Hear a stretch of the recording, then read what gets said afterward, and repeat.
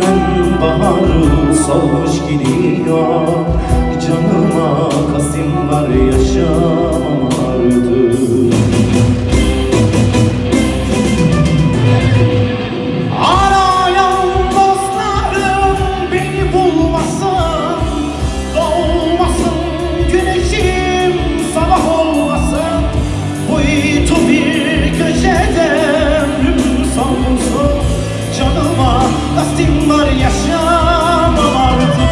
Arayan dostlarım beni bulmasın, doğmasın güneşim, sabah olmasın. Kuytu bir köşede ömrüm sonsuza, canıma kastim var, yaşamam artık.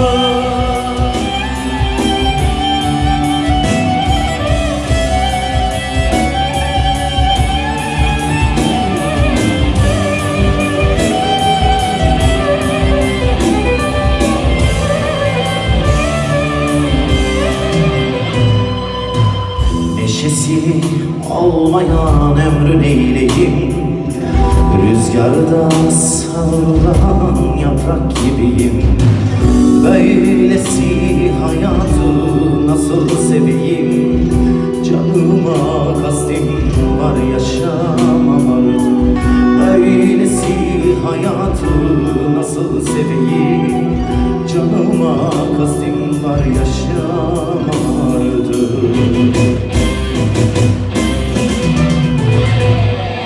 Arayan dostlarım beni bulmasın, doğmasın güneşim, sabah olmasın.